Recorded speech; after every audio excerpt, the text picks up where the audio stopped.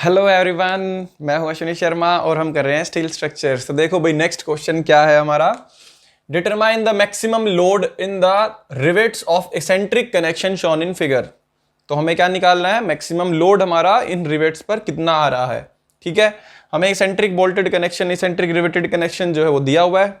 अब इसके अंदर मैक्सिमम फोर्स निकालना है, तो या फिर आप ये कह सकते हो कि क्रिटिकली स्ट्रेस्ड बोल्ट कौन सा होगा और उस पर कितना मैक्सिमम फोर्स लग रहा होगा, बस ये निकालना है हमें। सारी चीजें दी हुई हैं, फोर्स दिया हुआ है कितना लग रहा है हमें, सारी डायमेंशंस दे रखी हैं यहाँ पे, और सिमेट्रिक हमारी फिगर है। ठीक है, सिमेट्रिक दे रखा है, बोल्ट ग्रुप जो है या रिवेट ग्रुप है, सिमेट्रिक है। तो अब हमें पता है कि जो मैक्सिमम फोर्स लगेगा वो कहाँ पे लगेगा, उस रिवेट के अंदर जिसके अंदर जो रेडियल डिस्टेंस है सबसे ज्यादा होगा और थीटा की वैल्यू मिनिमम होगी। ये दो कंडीशन चेक करनी है और वहां पे फिर मैं उस पर्टिकुलर रिवेट पे क्या निकाल दूंगा, रिजल्टेंट। ये मुझे चेक करना है यहाँ पे बेसिकली। अब देखो इसके अंदर ये सीजी हमारा यहाँ पे लाई कर रहा है, गिवन भी है हमें बेसिकली। अब यहाँ पे सीजी लाई कर रहा है, तो सबसे दूर बोल्ट कौन से होंगे, रेडियल डिस्टेंस जो सबसे दूर होगा, एक तो ये होगा, एक ये होगा, ये और ये जो कॉर्नर के हमारे जो चारों बोल्ट्स हैं या जो चारों रिवेट्स हैं वही हमारे क्या होंगे, सबसे ज्यादा रेडियल डिस्टेंस वाले रिवेट्स होंगे। अब इनके अंदर भी हमारा दूसरा क्या चेक करना है हमें, रेडियल डिस्टेंस के बाद में थीटा की वैल्यू, F1 और F2 के बीच में थीटा देखना पड़ेगा। तो F1 और F2 लोकेट करने पड़ेंगे। देखो सबसे पहले तो F1 वो तो इसी की डायरेक्शन में हो जाएगा, नीचे की डायरेक्शन में। ये आ गया हमारा यहाँ पे F1, इसके ऊपर यहाँ पे F1 आ गया, यहाँ इधर F1 आ गया यहाँ पे, और इस पे F1 आ गया यहाँ पे। चारों पे F1 दिखा दिया हमने। अब बारी किसकी आती है, F2 की। तो F2 कैसे दिखाएंगे, अब यहाँ पे क्लॉकवाइज डायरेक्शन में रोटेट करेगा ये, तो क्लॉकवाइज डायरेक्शन में F2, ये हमारा रेडियल डिस्टेंस था R1 सपोज, तो इसके 90 डिग्री या इधर या फिर इधर क्लॉकवाइज रोटेट कर रहा है, तो किधर आएगी, इस डायरेक्शन में F2, और इसमें कहाँ आएगी, यहाँ पे F2, इधर कहाँ जाएगी, यहाँ, ये हो गया F2, और इधर कहाँ जाएगी, यहाँ। तो बेसिकली ये F2 की डायरेक्शंस आ गई। अब इनके बीच का एंगल, यहाँ पे ये हो गया थीटा, यहाँ पे ये हो गया, और इनमें ये हो गया थीटा, और इनमें ये हो गया थीटा। ठीक है, एक चीज और मैं बता देता हूं, कई बार हो सकता है कि आप लोगों को कंफ्यूजन हो जाए कि थीटा यहाँ पे तो हमने ये अंदर वाला लिया, यहाँ पे बाहर वाला कैसे ले रहे हैं, या इधर फिर अंदर वाला ले लिया। तो ये कैसे डिफरेंशिएशन में या कैसे पता करना है कि थीटा कौन सा है, तो आप इसको बेसिकली आपको बस बेसिक्स आइडिया चाहिए। ठीक है, ज्यादा कुछ डिटेल में नहीं जाएंगे। तो बेसिक आइडिया क्या होगा, आप देखो दो फोर्सेस, सपोज ये जो मार्कर की जो कैप है ये हमारी फोर्सेस की डायरेक्शन है कि एक फोर्स इधर जा रहा है और एक फोर्स इधर जा रहा है। तो ये इधर खींच रहा है और ये इधर खींच रहा है, तो रिजल्टेंट जो वैल्यू होगी, जो सपोज दो इंसान मुझे एक इस डायरेक्शन में खींच रहा है, किस डायरेक्शन में खींच रहा है, तो मैं रिजल्टेंट किस डायरेक्शन में मूव करूंगा, आगे की तरफ इधर मूव करूंगा, तो कहीं इन दोनों के बीच की ही डायरेक्शन में कहीं पे मैं मूवमेंट शो करूंगा। ऐसा तो नहीं होगा कि ये इधर खींच रहा है, ये इधर खींच रहा है और मैं जा रहा हूं पीछे की डायरेक्शन में, ऐसा तो नहीं होता ना। तो इन दोनों के बीच में ही मुझे कहीं पे एक रिजल्टेंट मिलेगा, तो इन दोनों के बीच में ही आपको एंगल चेक करना है थीटा।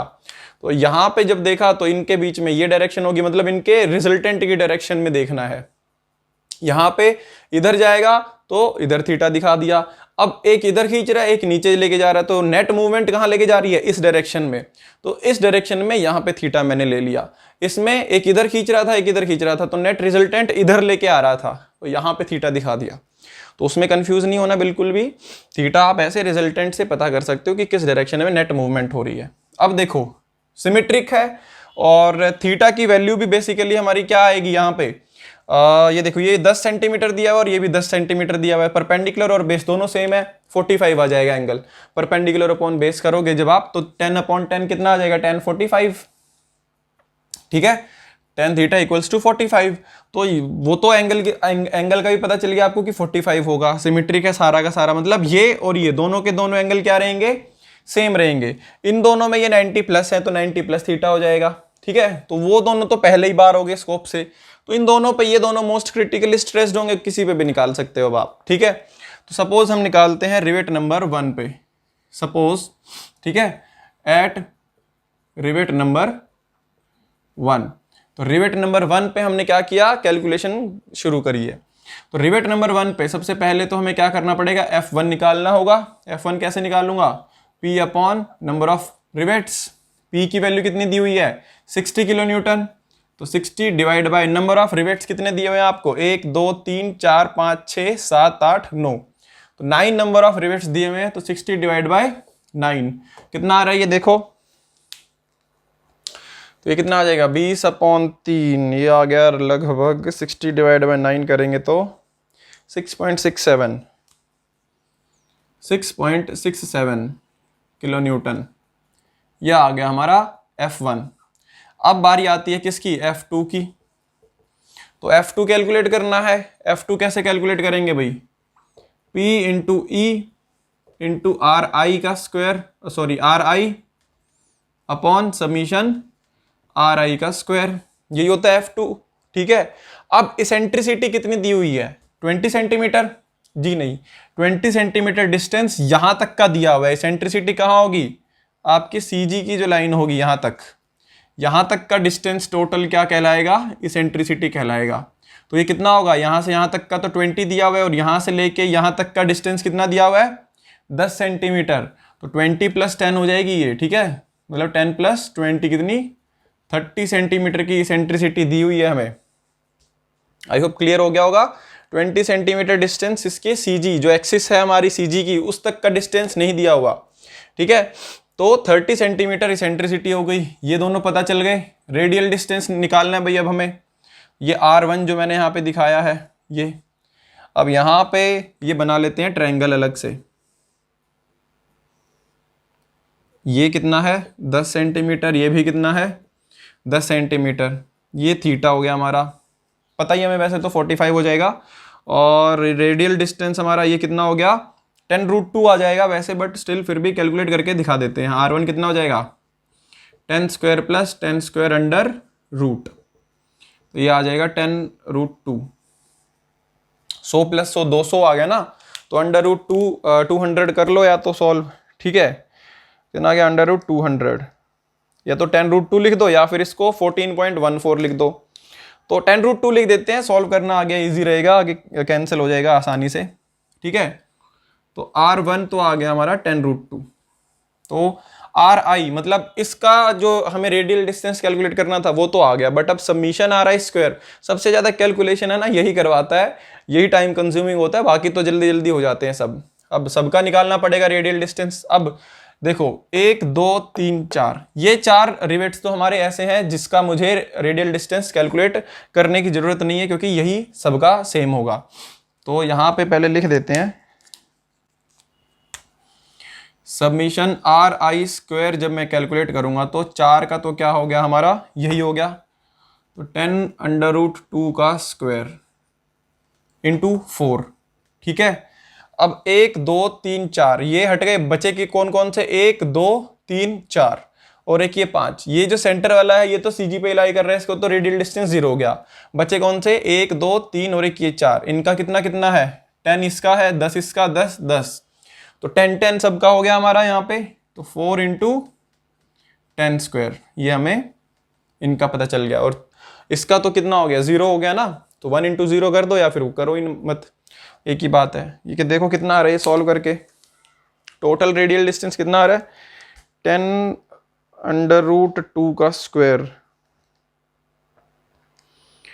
ठीक है, ये आ गया हमारा 200 × 4, 800 + 10 स्क्वायर 100 × 4 400, 1200 आ गया। ये वैसे भी कर सकते थे, बट आप लोगों के लिए मैंने करके दिखा दिया। ठीक है, कितना आ गया ये सेंटीमीटर आएगा, सेंटीमीटर स्क्वायर सॉरी।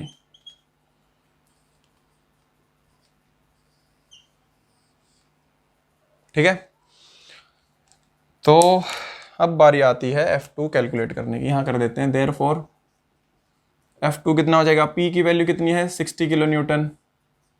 ठीक है, इनटू में किलो न्यूटन में ही कर देते हैं, into eccentricity 30 centimetre, into R radial distance कितना है इसका, 10√2 अपॉन 1200।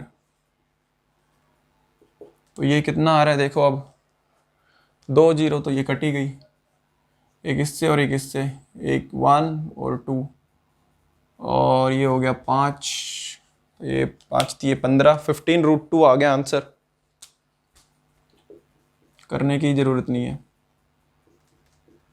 15√2 F2 आ गया हमारा यहाँ पे। अब FR निकालना है हमें, cos थीटा भी निकालना पड़ेगा उसके लिए, बट पहले लिख लो F1 square plus F2 square plus 2F1 F2 cos theta, ये होगा हमारा भाई, ठीक है, वेक्टर सम। इसके लिए अंडर रूट ऑफ F1 का स्क्वायर कितना है, F1 कितना आया था हमारा 6.67, 6.67 का स्क्वायर प्लस F2 कितना आया है 15√2 का square plus 2 times 6.67 F1 into F2 कितना हो गया 15√2 into cos theta. cos theta की वैल्यू यहाँ पे लिख लो भाई,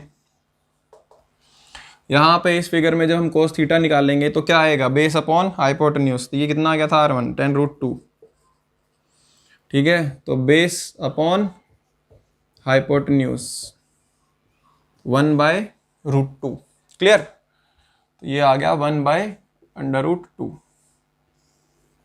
ये √2 से √2 कैंसिल हो जाएगा, बाकी सॉल्व कर लो, ठीक है। 6.67 का स्क्वायर प्लस 15√2 का square,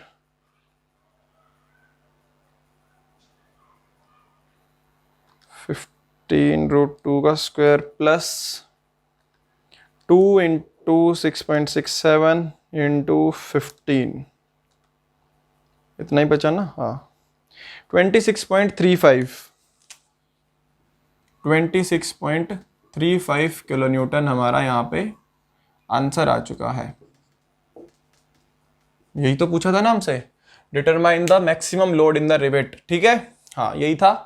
maximum load in the rivet का मतलब कैसे निकालोगे, रिजल्टेंट निकालोगे कि इस रिवेट के अंदर मैक्सिमम लोड कितना लगेगा, तो मैक्सिमम लोड हमें पता चल गया 26.35। तो आई होप क्लियर हो गया होगा भाई, कोई ज़्यादा कुछ खासी दिक्कत आनी नहीं चाहिए इसमें। तो नेक्स्ट करते हैं, यहाँ पे देखो, find the maximum load that can be carried by the bracket connection.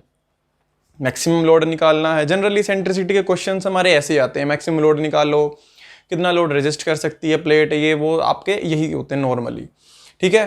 Carried by the bracket connection shown in figure if 620 mm diameter power driven shop rivets are used. तो 6 आपके रिवेट्स जो हैं वो यूज किए गए हैं power driven shop rivets. सारी values दी हुई है, मैक्सिमम लोड हमें निकालना है। अब देखो, पहले कई बार हमें जब पूछा हुआ था कि मैक्सिमम लोड कितना रेजिस्ट कर सकती है ये, तो रिजल्टेंट के बराबर में निकाल सकता था, रिजल्टेंट की वैल्यू हमें बताई होती थी कि भाई मैक्सिमम इसके ऊपर इतना आ सकता है, या कितना लोड रेजिस्ट कर रहा है, तो उसमें कोई कंडीशन दी होती थी हमें। अब यहाँ पे कोई ऐसी कंडीशन नहीं दी हुई कि इसको रिजल्टेंट से मैं कंपेयर कर दूं। रिजल्टेंट जब आएगा वो इन टर्म्स ऑफ पी आएगा, तो मैक्सिमम कितना लोड रेजिस्ट कर सकता है वो कैसे बता सकता हूं मैं। अब मैक्सिमम लोड किसको रेजिस्ट करना है, रिवेट्स को, तो रिवेट्स की भी खुद की कैपेसिटी होती है, रिवेट वैल्यू जो हम बोलते हैं, तो मैक्सिमम उसके बराबर ही कर सकता है, उससे ज़्यादा तो नहीं कर सकता। तो जो मैक्सिमम लिमिट की हमारी जो वैल्यू होगी वो कहाँ से डिराइव करूंगा अब मैं, रिवेट वैल्यू से, ठीक है। जैसे पिछले क्वेश्चन से मैंने बोल दिया था कि 40 kilo Newton, 45 kilo Newton, 50 kilo Newton, इतना मैक्सिमम रिजल्टेंट इसके ऊपर लगा सकता हूं मैं, ठीक है। तो वो वैल्यू अब मैं यहाँ पे क्या करूंगा, डिराइव करूंगा, कहाँ से, रिवेट वैल्यू से। तो रिवेट वैल्यू कैसे कैलकुलेट करेंगे, अब यहाँ पे सबसे पहले अब मुझे क्या करना पड़ेगा, रिवेट वैल्यू निकालनी पड़ेगी। उस रिवेट वैल्यू को इसके रिजल्टेंट से इक्वेट कर दूंगा, तो मुझे यहाँ से पी की वैल्यू मिल जाएगी। तो बेसिकली पूरा जो समरी जो है पूरे क्वेश्चन की वो ये होगी। अब यहाँ से सबसे पहले रिवेट वैल्यू निकालते हैं, पुराना कॉन्सेप्ट भी रिवाइज हो जाएगा हमारा, ठीक है। अब रिवेट वैल्यू के लिए हम क्या करते हैं, ठीक है, पी एस और पी बी इन दोनों में से जो मिनिमम होता है इसी को करते हैं हम, ठीक है। उसको क्या बोलते हैं, रिवेट वैल्यू। अगर इन दोनों में से जो मिनिमम होगा, जो वैल्यू आएगी, उसको रिवेट वैल्यू कह देंगे। अब पी एस और पी बी निकालना पड़ेगा हमें। अब पी एस और पी बी कैसे निकालेंगे, अब यहाँ पे डब्ल्यू एस एम से कर लेते हैं, ईजी रहेगा हमारे लिए, ठीक है। अब WSM से अगर मैं बात करूं, सपोज मैं PS निकालने की बात करता हूं, तो क्या हमारा जो प्रोसीजर होगा क्या होगा, n into pi by 4 into diameter का square into F S. Diameter कौन सा आएगा? ग्रॉस डायमीटर, ठीक है, क्योंकि रिवेट्स यूज किए गए हैं। रिवेट ही किए ना हमारे यूज, हाँ देखिए रिवेट्स हैं तो ग्रॉस डायमीटर यूज करेंगे हम दोनों में। अब यहाँ पे नंबर ऑफ शेयरिंग प्लेन्स का पता होना चाहिए पहले तो हमें। यहाँ पे नंबर ऑफ शेयरिंग प्लेन्स कैसे पता चलेगा? अब ये प्लेट है हमारी, ये प्लेट है और ये कनेक्टेड है हमारी किसी सेक्शन से। तो यहाँ पे जब हम देखेंगे तो रिवेट, जब हमारा सपोज ये रिवेट है हमारा, ठीक है, तो ये रिवेट हमारी इस प्लेट से ऐसे कनेक्टेड है, ये हमारी प्लेट थी और यहाँ पे इस तरह से ये कनेक्टेड है। तो बीच में हमारा जो सेक्शन है वो शेयरिंग कहाँ पे लग रही है हमारी? सिंगल प्लेन शेयरिंग हमारी हो रही है यहाँ पे, मतलब सिंगल शेयरिंग होगी यहाँ पे, ठीक है। तो यहाँ पे n की वैल्यू तो हमारी क्या हो जाएगी? ये 1 हो जाएगी ड्यू टू सिंगल शेयर, ठीक है। वो आप कनेक्शन से भी पता कर सकते हो कि हमारा जो कनेक्शन है बेसिकली वो इस तरह से कनेक्टेड है, ठीक है। तो इस तरह से कनेक्टेड होगा तो दो ही प्लेट्स कनेक्ट हो रही हैं, तो दो प्लेट हो रही हैं तो आपस में क्या होगा? सिंगल शेयर आएगा इनके बीच का कनेक्शन। ये तो हो गया भाई हमारी जो प्रॉब्लम थी खत्म। पाई बाय 4 कांस्टेंट वेरिएबल है 5g। अब यहाँ पे डायमीटर हमें कैसा दिया हुआ है? हमने पहले गिवन वैल्यूज नहीं लिखी थी तो वो भी लिख लेते हैं। गिवन पैरामीटर्स हमारे क्या थे? डायमीटर कितना दिया हुआ था हमें? 20 mm, ठीक है, और नंबर ऑफ रिवेट्स कितने दे रखे हैं? 6। तो 5g कितना हो जाएगा हमारा यहाँ पे? 20 + 1.5 मतलब 21.5 mm हमारा यहाँ पे 5g की वैल्यू आ जाएगी। तो 5g आ गया हमारा यहाँ पे। क्लियर? ये भी क्लियर हो गया हमारा। अब बारी आती है fs की। fs की जब वैल्यू हम लिखते हैं तो हमें यहाँ पे दिया हुआ है पावर ड्रिवन शॉप रिवेट्स। तो पावर ड्रिवन शॉप रिवेट्स की जो हमारी fs की वैल्यू होती है वो हमें पता है कितनी होती है। fs जो है पावर ड्रिवन शॉप रिवेट्स के लिए 100 मेगापास्कल होती है और fb जो आएगी वो होती है हमारी 300 मेगापास्कल। ये किसके लिए होती है? पावर ड्रिवन शॉप रिवेट्स, ठीक है। पावर ड्रिवन शॉप रिवेट्स के लिए हमारी वैल्यू ये होती है। क्लियर? तो अब ये यूज कर लो भाई यहाँ पे। तो देयरफॉर PS कितना आ जाएगा? n की वैल्यू 1 हो गई, पाई बाय 4 इंटू 5g कितना था? 21.5 का स्क्वायर इंटू fs कितना है? 100। तो यहाँ से हमारी जो शेयरिंग स्ट्रेंथ आएगी कितनी आ रही है? पाई बाय 4 इंटू 21.5 का स्क्वायर इंटू 100। 3 इसको डिवाइड बाय 1000 भी कर दो भाई। 36.3 किलो न्यूटन। ये 10⁻³ कर देना किलो न्यूटन के लिए। तो PS तो आ गया हमारा 36.3 किलो न्यूटन। अब PB कितना आता है वो देख लेते हैं। तो PB कैसे कैलकुलेट करते हैं हम? D इंटू टी या फिर 5G into T into FB। T क्या आएगी यहाँ पे? T मिनिमम, ठीक है। तो T मिनिमम कैसे करेंगे? इन दोनों में से जो मिनिमम थिकनेस की होगी उसको करेंगे। एक की थिकनेस कितनी है? 12 और एक की 10।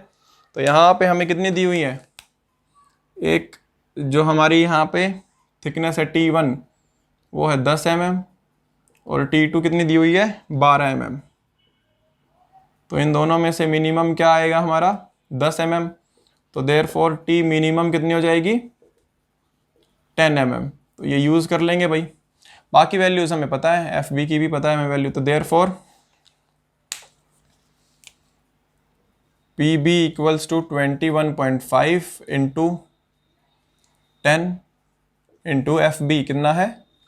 300 इंटू 10⁻³ किलो न्यूटन के लिए कर देते हैं। सॉल्व करो। 21.5 into 10 into 300 divide by 1000। 64.5 kilo Newton ये आ गया हमारा PB।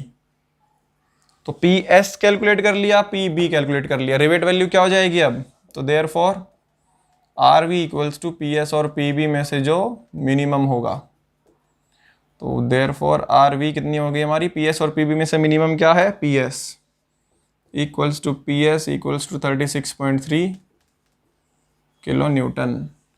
अब भाई हमें पता चल गया कि मैक्सिमम रिजल्टेंट इससे ज़्यादा नहीं हो सकता, अगर इससे ज़्यादा होगा तो रिवेट फेल कर जाएगा। क्लियर, तो एक मैक्सिमम वैल्यू हमें पता चल गई। अब यहाँ से मैक्सिमम वैल्यू सी जी हमारा यहाँ पे कहाँ लाई करेगा, यहाँ सेंटर पे। अब मैक्सिमम वैल्यू कितनी थी वो निकालते हैं, रिजल्टेंट। रिजल्टेंट किस पे निकालूंगा, मोस्ट क्रिटिकली स्ट्रेस्ड।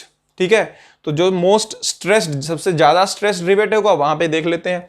सबसे ज़्यादा स्ट्रेस्ड कौन सा होता है, जहाँ पे रेडियल डिस्टेंस मैक्सिमम हो और थीटा की वैल्यू मिनिमम हो। यहाँ से रेडियल डिस्टेंस इसका इसका इसका और इसका, ये जो चार रिवेट्स हैं इन चारों का रेडियल डिस्टेंस सेम है और मैक्सिमम है। बची क्या वैल्यू हमारी थीटा की, तो वो किससे पता चलेगी हमारी, F2 की डायरेक्शन से। F1 तो यही हो गई। ठीक है, F1 F2 कैसे हो जाएगी, क्लॉकवाइज है, तो यहाँ पे हमारी ये हो गई F2 की, इधर ये हो गई, यहाँ पे ये हो गई और यहाँ पे ये हो गई F2। ये दोनों तो बाहर हो गए, इन दोनों की बारी आती है। अब इन दोनों में से किसी पे भी कर लेता हूँ, ये दोनों क्या होंगे हमारे यहाँ पे मोस्ट क्रिटिकली स्ट्रेस्ड रहेंगे। इनमें भी अब यहाँ पे क्या करता हूँ, पहले चेक कर लेता हूँ। बेसिकली ये देखो, थीटा की वैल्यू चेक कर लेते हैं पहले, सेम आएगी या अलग अलग आएगी। यहाँ पे देखो, ये डिस्टेंस इसके अंदर भी सेम आएगा। जब मैं ये दो ट्रायंगल बनाऊंगा तो यहाँ पे ये डिस्टेंस दोनों का सेम है और ये डिस्टेंस भी दोनों का सेम है। तो रेडियल डिस्टेंस तो पहले ही हमें पता था सेम था, सिमेट्री की वजह से। तो थीटा भी वैल्यू भी सेम आएगी दोनों की, कोई भी दिक्कत नहीं है। तो कोई भी कर सकते हो आप। सपोज मैं क्या कर रहा हूँ, नंबर 1 को लेके यहाँ पे सारी वैल्यू सोल्व कर रहा हूँ रिवेट नंबर 1 पे। दोनों की सेम आएंगी वैल्यूज। ठीक है, तो दोनों इक्वली स्ट्रेस्ड है। तो अब मैं क्या करता हूँ यहाँ पे, एट रिवेट 1, ठीक है, F1 क्या आएगा हमारा यहाँ पे, P डिवाइड बाई N। अब P divide by number of rivets कितने हैं, 2 4 6 6, ये आ गया हमारा यहाँ पे F1। F2 क्या आ जाएगा, बताओ भाई, क्या फॉर्मूला होता है F2 का, P into E into R I upon summation R I का स्क्वायर, ये होता है हमारा F2। अब यहाँ पे P की वैल्यू कैलकुलेट करनी है। इसेंट्रिसिटी कितनी दे रखी है हमें, यहाँ से लेके यहाँ तक का distance 400। R radial distance calculate कर लेंगे और आर आई स्क्वायर भी हम कैलकुलेट करेंगे। तो कैसे कैलकुलेट करेंगे, यहाँ पे बनाओ ये ट्रायंगल, ये वाला जो ट्रायंगल है ये ड्रॉ कर रहे हैं अब हम। ठीक है, तो यहाँ पे ये ट्रायंगल ड्रॉ कर दिया। ये डिस्टेंस कितना दिया हुआ है, 50 और ये डिस्टेंस देखो कितना दिया हुआ है, 50। तो ये कितना हो जाएगा, R1 है सपोज ये, और ये क्या हो गया, थीटा। तो वैसे भी पता चल रहा है हमारा, बट स्टिल R1 क्या निकालेंगे हम, 50 square plus 50 square under root, तो ये कितना आ जाएगा, 50√2 R1। और थीटा नहीं निकालते क्योंकि ज़रूरत नहीं पड़ेगी, कॉस थीटा निकाल लेते हैं डायरेक्टली। कॉस थीटा क्या आ जाएगा हमारा यहाँ पे, बेस अपॉन हाइपोटेन्यूज। तो बेस कितना है 50 अपॉन हाइपोटेन्यूज कितनी है 50√2, तो 1/√2। थीटा भी वैसे हमारा 45 ही आएगा अगर निकालेंगे तो। ठीक है, दोनों सेम है ना क्योंकि। तो पुट कर दो भाई। हाँ, अब भी हमें किसकी ज़रूरत पड़ेगी, इसकी ज़रूरत पड़ेगी। तो ये हम कैसे निकालेंगे, अब इससे पहले तो नाउ समीशन आर आई स्क्वायर। अब देखो 1 2 3 4, ये 4 रिवेट्स तो हमारे सेम डिस्टेंस पे थे, इनका सेम रेडियल डिस्टेंस होगा। कितना निकाला हमने यहाँ पे रेडियल डिस्टेंस, ये देखिए रेडियल डिस्टेंस कितना निकाला, 50√2। तो 1 2 3 4, ये तो 50√2 हो गया। और इन दोनों का क्या क्या बचा, यहाँ से लेके यहाँ तक का कितना दिया हुआ है 50, और ये भी 50 दिया हुआ है। तो ये तो हमारे क्या हो गए, 4 × 50√2 का स्क्वायर प्लस 2 × 50 का स्क्वायर। तो ये कितना आ रहा है देखो, 50√2 square into 4 plus 2 into 50 square, 25,000। यह आ रहा है हमारा 25,000। Submission RI square mm square हमारा डिस्टेंस आ जाएगा ये। अब देयरफॉर अब F2 निकाल देते हैं भाई। P इंटू 400 है ना, इंटू इसका रेडियल डिस्टेंस कितना था 50√2 अपॉन 25,000। तो 2 0 तो यही कैंसिल हो जाएंगी, बाकी सॉल्व कर लेंगे।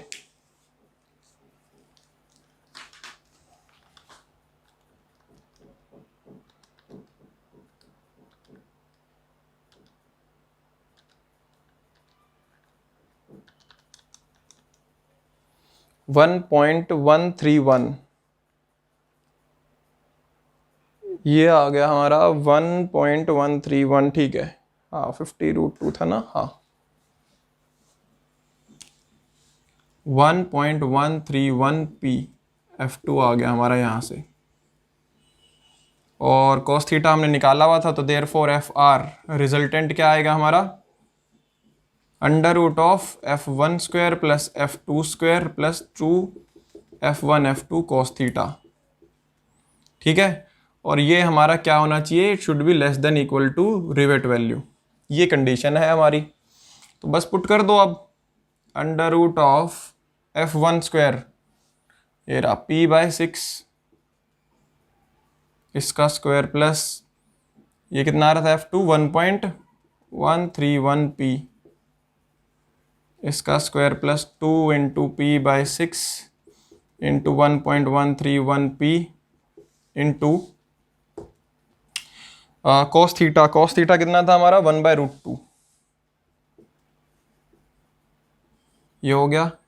तो equals to RV, rivet value कितनी निकाली थी हमने भाई 36.3 किलो न्यूटन में ही रख देते हैं, हमारा आंसर किलो न्यूटन में ही आ जाएगा फिर, ठीक है। तो यहाँ से देखो अब कितना आ रहा है यहाँ पे, ये आ जाएगा हमारा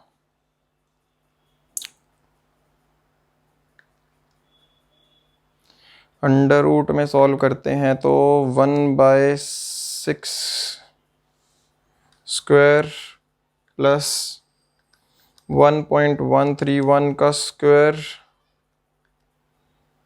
प्लस 2 इंटू 1/6 इंटू 1.131 इंटू 1/√2,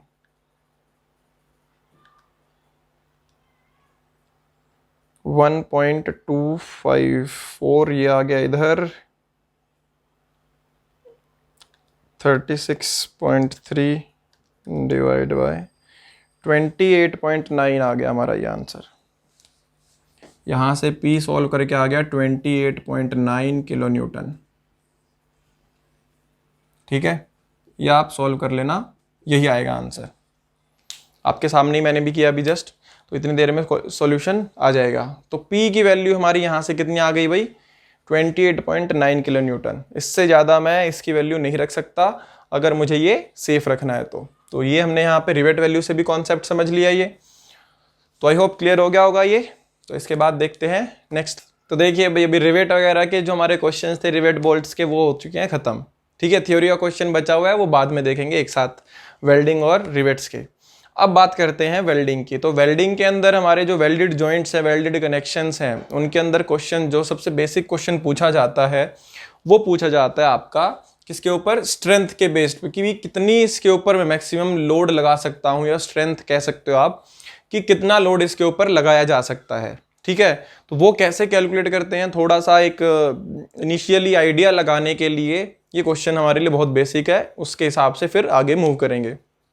तो देखिए थोड़ा प्रोसीजर क्लियर हो जाएगा दिमाग में, इसलिए हमने ये थोड़ा बेसिक क्वेश्चन किया। और ये भी पूछा हुआ है, एसएससी का ही प्रीवियस ईयर क्वेश्चन है, 2010 का है, तो आप देख भी सकते हो। तो इस तरह के क्वेश्चन पूछे जाते हैं, ज़्यादा हाई फाई एडवांस लेवल के नहीं आते, नॉर्मल क्वेश्चन रहते हैं, बस आपको कॉन्सेप्ट पता होना चाहिए, सारे क्वेश्चन इजीली हो जाएंगे। तो देखिए, find the safe load that can be transmitted by the fillet weld joint as shown in the figure.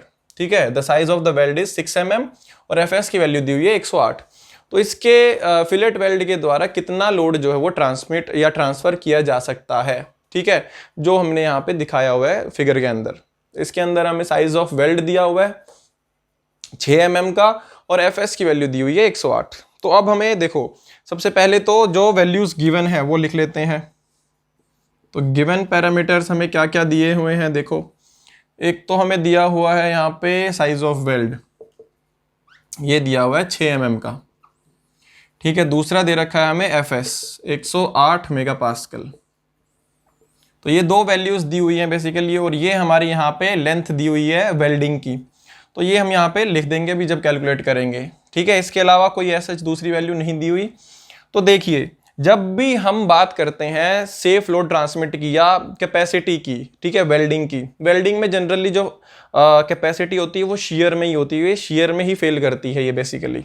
ठीक है, तो शेयर में ही इसके ऊपर लोड ट्रांसमिट किया जाता है, ट्रांसफर भी ये एज अ शेयर करती है। तो देखो, इसकी कैपेसिटी कैसे लिखते हैं हम, जो P होगा इसका, जो सेफ लोड ट्रांसफर होगा वो लिखते हैं, या कैपेसिटी जो होती है उसकी L effective into throat thickness into में FS। ठीक है, तो बेसिकली ये हमारा हो गया, ये एरिया है, ये स्ट्रेस है। तो स्ट्रेस इंटू एरिया कर दिया तो हमारे यहाँ पे लोड आ गया, कितना लोड ये ट्रांसमिट कर सकती है। अब यहाँ पे एक पैरामीटर आ गया थ्रोट थिकनेस। तो थ्रोट थिकनेस कैसे कैलकुलेट करते हैं, अब देखो, L इफेक्टिव ये क्या है, हमारी इफेक्टिव लेंथ है जो हमारी वेल्डिंग की गई है।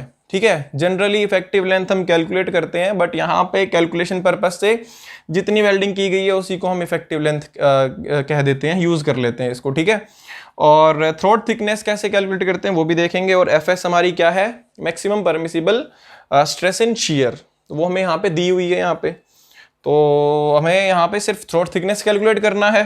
तो थ्रोट थिकनेस कैसे कैलकुलेट करते हैं, थ्रोट थिकनेस कैलकुलेट किया जाता है K इंटू एस से। K हमारा पैरामीटर कांस्टेंट होता है जो कि डिपेंड करता है हमारे एंगल ऑफ फ्यूजन, मतलब फ्यूजन एंगल पे, मतलब फ्यूजन फेसेस के बीच का जो एंगल है, मतलब ये जो एंगल है ये 90 डिग्री है या कैसा है, मतलब जिन दो प्लेट्स को ये कनेक्ट कर रहा है उन दो प्लेट्स के बीच का एंगल कैसा है, 90 डिग्री है, थोड़ा सा कर्व्ड है, कैसा है। ठीक है, तो ये इनके ऊपर डिपेंड करती है हमारी K की वैल्यू।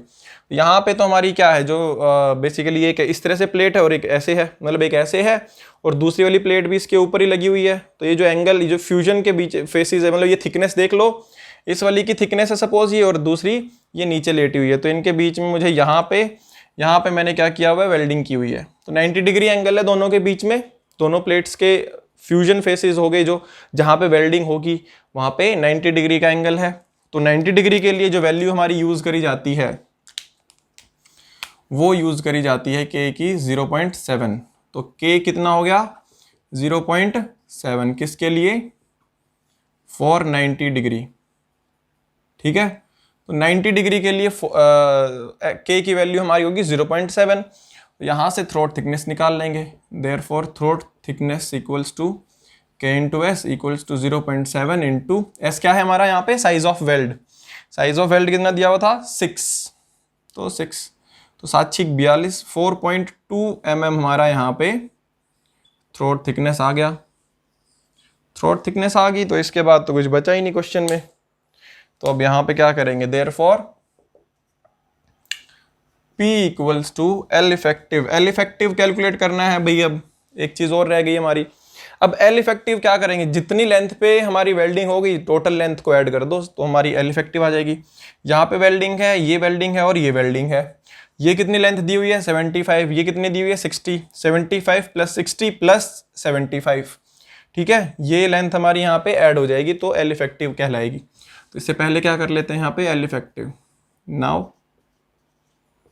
L इफेक्टिव कैसे करेंगे कैलकुलेट, 75 + 60 + 75, तो 150 + 60, 210, 210 mm हमारी यहाँ पे इफेक्टिव लेंथ ऑफ वेल्ड आ चुकी है।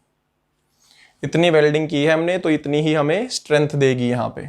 तो therefore P equals to L effective into throat thickness into Fs। तो अब यहाँ पे सेफ लोड जो हमने निकालना है वो कैसे निकल के आ जाएगा, 210 इंटू 4.2 इंटू ये कितना दिया हुआ है Fs 108। तो ये देखो कितना आ रहा है, 210 इंटू 4.2 इंटू 108 डिवाइड बाय 1000 भी कर देना, किलो न्यूटन में आ जाएगा 95.256। 95.256 किलो न्यूटन, ये हमारा आंसर आ चुका है। इसको यहाँ पे लिख देना इंटू 10⁻³ किलो न्यूटन के लिए। तो बेसिकली आंसर हमारा यहाँ पे आ चुका है। तो वेल्डिंग के जो कनेक्शन होंगे, वेल्डेड जॉइंट्स होंगे, उनके अंदर जो मोस्टली क्वेश्चन पूछा जाता है इनकी स्ट्रेंथ पे पूछा जाता है कि कितना लोड ये ट्रांसफ़र कर सकता है या कितनी मैक्सिमम जो लोड है ये ट्रांसमिट कर सकता है। ठीक है, मतलब shown as shown in the figure ऐसे करके दिया होगा। तो इस तरह का बिल्कुल बेसिक क्वेश्चन हमने यहाँ पे स्टडी किया है। इसके अंदर हमारा थ्रोट थिकनेस कैलकुलेट करना पड़ता है। एक तो हमें यार बेसिक जो होता है साइज ऑफ वेल्ड मोस्टली दिया होगा आपको, ठीक है, और इफेक्टिव लेंथ आपको पता होगी, तो इसके हिसाब से आप कैलकुलेट कर सकते हो। सारा ये फॉर्मूला बेसिकली यूज होता है, एक यही फॉर्मूला है जनरली जो यूज होता है इसके अंदर। इसी के बेसिस पे सारे क्वेश्चंस आपके हो जाते हैं जो जनरल क्वेश्चंस होंगे आपके। बाकी जो दूसरे होंगे टाइप के वो हम आगे देखेंगे। देखिए भाई नेक्स्ट क्वेश्चन हमारा वेल्डिंग में क्या है, a 100 mm by 10 mm plate. ठीक है, एक 100 mm बाय 10 mm की प्लेट है जो कि is to be welded to another 150 mm by 10 mm plate, जो कि दूसरी प्लेट के साथ वेल्ड करी जानी है। ठीक है भाई, bye the fillet welding on the 3 sides. तो वेल्डिंग जो होगी वो 3 साइड्स पे होगी basically. The size of the weld is 6 mm। Size हमें दिया हुआ है जो वेल्डिंग का 6 mm का दिया हुआ है। Find out the necessary overlap of the plate for full strength of joint. तो बेसिकली हमें क्या करना है, ओवरलैप कैलकुलेट करना है कि कितनी ओवरलैपिंग हमें प्लेट्स की करनी है, मतलब कितने एरिया में बेसिकली मैं वहां पे वेल्डिंग करूंगा तो उतना ही एरिया मुझे ओवरलैप करना पड़ेगा अप्रोक्स। तो वही मुझे पूछा हुआ है कि कितना एरिया मुझे या कितनी लेंथ मुझे क्या करनी है, ओवरलैप करनी है for full strength of joint, ताकि जॉइंट जो है मेरा वो स्ट्रॉन्ग भी रहा रहे, फेल ना करे, और कनेक्शन भी मेरा सही बन जाए। ठीक है, ओवरलैपिंग भी हो जाए। तो take allowable tensile stress in plate as 150 newton per mm square and in welding as 110 newton per mm square. Strength दी हुई है, बेसिकली सारी चीजें हमें दी हुई हैं। देखो क्वेश्चन क्या दिया हुआ है, 2 प्लेट हैं, एक 150 बाय 10 की, एक है 100 बाय 10 की, मतलब 2 प्लेट है, एक बड़ी एक छोटी है। तो 2 प्लेट्स हमारी कनेक्टेड है। तो 2 प्लेट्स कनेक्टेड कैसे होंगी, सपोज ये हमारा कैलकुलेटर है। अब इसके अंदर क्या है, एक ये बड़ी प्लेट है और एक ये दूसरी प्लेट है। तो ये इसके साथ इस तरह से कनेक्टेड होगी सपोज, ठीक है। तो ये इस तरह से कनेक्टेड होगी। तो ये ओवरलैपिंग पूछी हुई है कि ये इतनी ओवरलैपिंग करूँ, इतनी करूँ, या कितनी ओवरलैपिंग चाहिए मुझे ताकि ये इस तरह से जुड़ी रहे आपस में। ठीक है, कनेक्शन फेल भी ना करे। तो बस यही मुझे कैलकुलेट करना है। और जो वेल्डिंग यहाँ पे बोली हुई है 3 साइड्स पे बोली है, मतलब यहाँ पे और यहाँ पे, ये 3 साइड्स पे वेल्डिंग हो रखी है। ठीक है, इन 3 साइड्स पे हमने वेल्डिंग करी है बेसिकली। तो कुछ इस तरह से हमारा जो क्वेश्चन होगा ऐसा होगा। तो कैलकुलेशन सारी हमारी छोटी प्लेट की वजह से होंगी, मतलब उसको रेफरेंस में ध्यान में रखते हुए। तो पहले तो हम क्या करें, यहाँ पे गिवन वैल्यूज लिख लेते हैं भाई। ठीक है, एक आधी बार मैं भूल जाता हूँ लिखना, तो आप लिख लिया करो। ठीक है भाई, तो अंडरस्टूड है, आपको लिखना पड़ेगा जब भी आप एग्जाम में क्वेश्चन करोगे। तो यहाँ पे 2 प्लेट दी हुई है, एक प्लेट यहाँ पे दी हुई है आपको प्लेट ए, सपोज प्लेट ए दी हुई है आपको 100 mm इसकी विड्थ दे रखी है B1, और थिकनेस दे रखी है आपको T1 10 mm की। और प्लेट बी जो दे रखी है इसके अंदर आपको 100 कितनी दे रखी है, 150 mm है विड्थ इसकी, और T2 जो दे रखी है वो दे रखी है 10 mm। थिकनेस इसकी भी 10 mm की दे रखी है भाई। 3 साइड्स पे वेल्डिंग है। साइज ऑफ द वेल्ड दे रखा है हमें, कितना दे रखा है, 6 mm। तो 6 mm का साइज है वेल्ड का। नेसेसरी ओवरलैप कैलकुलेट करना है और एफ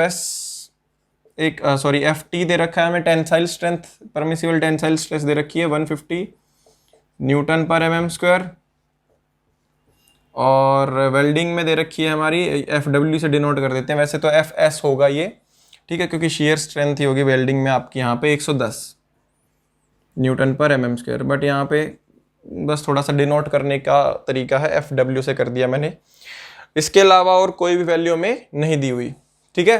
तो अब हमें कैलकुलेट क्या करना है कि ओवरलैप कितना हमें चाहिए यहाँ पे। अब ओवरलैप देखो, पहले तो हम यहाँ पे ये देखते हैं कि हमारा जॉइंट जो होगा वो कैसे दिखेगा।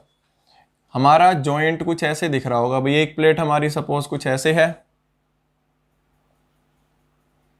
इस तरह से कनेक्टेड है, ठीक है, ये हमारी एक प्लेट होगी, दूसरी प्लेट हमारी कुछ ऐसे होगी, ये हमारी 2 प्लेट्स होंगी, क्लियर। और यहाँ पे हमारी जो वेल्डिंग होगी 3 साइड्स पे वेल्डिंग है, ये हमारी क्या है, वेल्डिंग। तो हमें ये बताना है कि ये जो ओवरलैप की जो लेंथ है बेसिकली, इसको मान लो y, ठीक है, डिस्टेंस जो है y मिलीमीटर, ये y मिलीमीटर कितना होगा। अब इनकी जो विड्थ दे रखी है ये कितनी है, हमारी बड़ी डायमेंशन की होगी, तो 150 mm की इसकी विड्थ दे रखी है, ठीक है, गिवन है ये।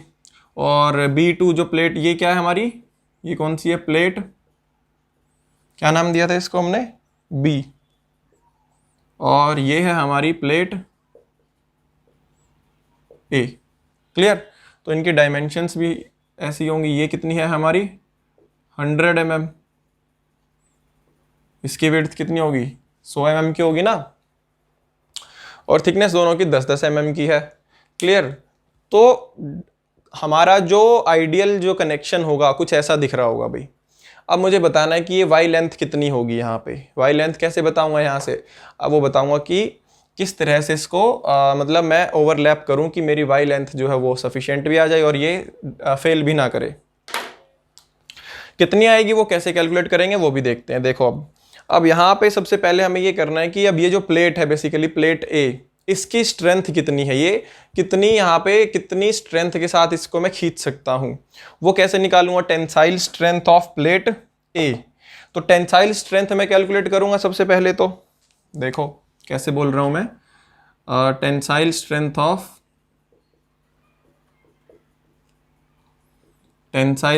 Of plate A. Plate A को ही क्यों कर रहे हैं, क्योंकि जो कम डायमेंशन मतलब जो छोटी प्लेट होगी उसी को लेके हम सारी की सारी यहाँ पे कैलकुलेशन करेंगे, क्योंकि यही खींचने वाली है यहाँ पे।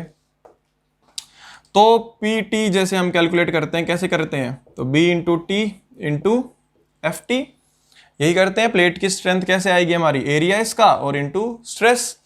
बी इसकी डायमेंशन कितनी थी हमारी 100 इंटू थिकनेस कितनी थी 10 इंटू एफ टी कितना दिया हुआ है हमें यहाँ पे टेंसाइल स्ट्रेंथ में 150, तो इसकी खुद की स्ट्रेंथ तो ये होगी न्यूटन पर mm स्क्वायर, ये जो दिया हुआ था। तो यहाँ से देखो कितना आ रही है 1500, मतलब ये आ जाएगा हमारा 150 इंटू 10 इंटू 100 डिवाइड बाय 1000 कर दो, तो ये आ गया 150। इसको 10⁻³ से किलो न्यूटन में कर देना, ये आ गया 150 किलो न्यूटन। 150 किलो न्यूटन इसकी स्ट्रेंथ हो गई भाई। 150 किलो न्यूटन से ज़्यादा तो ये वैसे भी नहीं कर पाएगी, तो मतलब इससे ज़्यादा तो मैं इस पर लगाऊंगा ही नहीं, ठीक है, क्योंकि ये फिर प्लेट ही फेल कर जाएगी यील्डिंग से, ग्रॉस एरिया यील्डिंग हो जाएगी ना हमारी, तो ग्रॉस यील्डिंग से हमारी प्लेट फेल कर जाएगी, तो इससे तो ज़्यादा लगा ही नहीं सकते। अब वेल्डिंग में स्ट्रेंथ कैसे कैलकुलेट करते हैं, वेल्डिंग में स्ट्रेंथ करते हैं हम कैलकुलेट कैसे, देखो तो यहाँ पे हम पी एस लिख दें इसको, क्योंकि शेयरिंग में होती है, तो यहाँ पे इसको भी हम यार पी एफ एस ही लिख देते हैं, ठीक है, वो सेम हो जाएगा ना, अदरवाइज यहाँ पे पी डब्ल्यू लिख दो या वहाँ पे एफ डब्ल्यू लिखा है तो एक ही बात है, नोटेशंस हैं बस और कुछ नहीं है। तो ये कैसे करते हैं हम, L effective into throat thickness into F S, ठीक है भाई। यहाँ से इतना मैक्सिमम खींच सकता हूँ, तो क्या इसकी भी इतनी स्ट्रेंथ है या नहीं है, वो भी तो पता करना पड़ेगा ना, क्या पता ये पहले ही फेल कर जाए तो इतना लोड तो मैं लगा ही नहीं पाऊंगा। ठीक है, यही मैं यहाँ पे कैलकुलेट करूंगा बेसिकली। इफेक्टिव लेंथ मुझे कैलकुलेट करनी है यहाँ से। इफेक्टिव लेंथ मुझे पता चल जाएगी तो ये तीनों मतलब लेंथ हमारी कितनी आएंगी उसकी टोटल वैल्यू पता चल जाएगी। तो वहां से ही मैं क्या करूंगा, वाई की वैल्यू कैलकुलेट करूंगा। थ्रोट थिकनेस कैलकुलेट कर सकता हूँ, एफ एस गिवन है मुझे। ठीक है, तो ये देखते हैं कि कितनी आएगी। तो L effective into throat thickness कैसे कैलकुलेट करते हैं भाई, थ्रोट थिकनेस कैसे कैलकुलेट करी जाती है, के इंटू एस। तो के की वैल्यू यहाँ पे क्या रहेगी, के इंटू एस होगा, इंटू में ये क्या है, एफ एस। ठीक है, ये क्या है, इंटू एफ एस। तो ये क्या हो जाएगा, एल इफेक्टिव हमें कैलकुलेट ही करना है कितना आएगा, इंटू के कितना हो जाएगा 0.7 into S. Size of weld कितना दिया हुआ है भाई हमें 6। 0.7 क्यों हो गया, क्योंकि 90 डिग्री है हमारे फ्यूजन फेसेस के बीच का एंगल, इंटू एफ एस। अब यहाँ पे ये देखो 110, ये हमारी 110 हो जाएगी न्यूटन पर एम स्क्वायर। अब ये आ गई हमारी यहाँ पे पी एस। तो अब इन दोनों को इक्वेट कर देंगे हम बेसिकली। ठीक है, दोनों को इक्वेट जब हम करेंगे, इसको ये किलो न्यूटन में, या तो इसको न्यूटन में कर देना या इसको किलो न्यूटन में कर देना, एक ही बात है। इन दोनों को इक्वेट करेंगे तो तब मुझे पता चलेगा कि मेरे को इफेक्टिव लेंथ कितनी रखनी है अगर मुझे मैक्सिमम इतना रेजिस्ट करवाना है तो। ठीक है, या उल्टा भी कर सकते हैं कि भाई अगर इतना रेजिस्ट करवाना है तो इतनी इफेक्टिव लेंथ कितनी होगी, या फिर कि जो स्ट्रेंथ है बेसिकली, क्या ये स्ट्रेंथ अगर मैं ये कम कर दूंगा तो ये इतना रेजिस्ट नहीं कर पाएगी। ठीक है, जैसे नॉर्मली क्वेश्चन हम जैसे आरसीसी में भी आप लोगों ने किया होगा कि भाई अब इसकी बीम की स्ट्रेंथ ही मैंने इतनी मान ली, उसकी स्ट्रेंथ के लिए मेरे को कितनी लेंथ चाहिए होगी, वो वेल्डिंग की स्ट्रेंथ आ जाएगी। वेल्डिंग की स्ट्रेंथ तो लेंथ बढ़ा दूंगा तो बढ़ जाएगी ना, तो उसी से हमने यहाँ पे क्या किया, वेरी कर देंगे। तो यहाँ से लेंथ हम कैलकुलेट करेंगे, therefore equating PT equals to PS।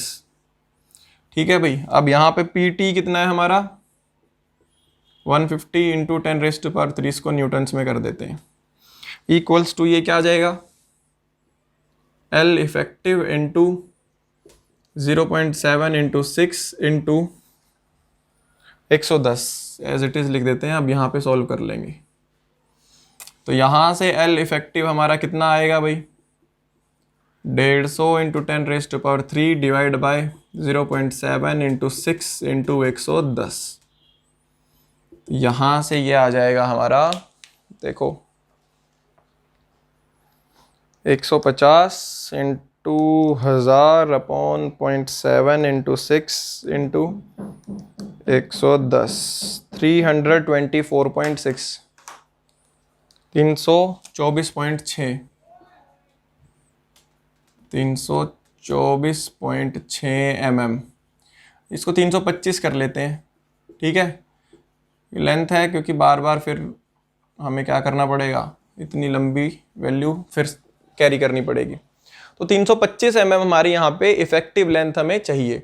Effective length अब हमारी किससे मिलके बनी है, एक वाई ये प्लस ये प्लस ये। तो देयरफॉर यहाँ पे लिख देते हैं इफेक्टिव, हमें पूछा तो हमसे इफेक्टिव लेंथ नहीं पूछा उसने, हमसे पूछा क्या है कि ओवरलैप बताइए। क्या पूछा है कि नेसेसरी ओवरलैप। ओवरलैप से हमारी ये तो क्या आ गई effective length, this plus this, ये टोटल आ गई। ओवरलैप क्या था, सिर्फ ये वैल्यू है। तो इफेक्टिव लेंथ जो थी वो किससे मिलके बनी है, वाई, मतलब इधर भी ये क्या है वाई डिस्टेंस है ना ये भी, तो ये कितना हो गया वाई प्लस 100 प्लस वाई, इनसे मिलके बना है ये क्या हो गया, इफेक्टिव लेंथ कितनी थी 325 इक्वल्स टू 2y प्लस 100। तो ये कितना आ गया 325 माइनस 100 इक्वल्स टू 2y। तो ये कितना आ गया 225 इक्वल्स टू 2y। तो y equals to 225 divide by 2। तो कितना आ रहा है ये 11.25 कुछ 111 sorry 225 divide by 2 112 sorry 112.25 112.5 sorry 112.5 mm हमारी यहाँ पे वैल्यू आ गई y की। तो कम से कम इतना ओवरलैप मुझे करना है। ठीक है, अब इसको आप 113 कह दो, 115 कर दो राउंड ऑफ करके, तो वो आपकी मर्जी है, बट आपकी जो रियल वैल्यू आएगी वो कितनी आएगी, 112.5 मिलीमीटर। तो इतना नेसेसरी ओवरलैप आपको करना ही पड़ेगा अगर आपको ये जॉइंट सक्सेसफुल बनाना है वेल्डिंग का। तो काफ़ी अच्छा क्वेश्चन था ये भी। तो इस तरह के क्वेश्चंस भी आपसे पूछे जा सकते हैं भाई, ठीक है। तो एक बार स्क्रीनशॉट ले लो आप अच्छे से, और अब इसके बाद देखते हैं नेक्स्ट वीडियो में। तब तक के लिए पढ़ते रहिए और बढ़ते रहिए। Thank you.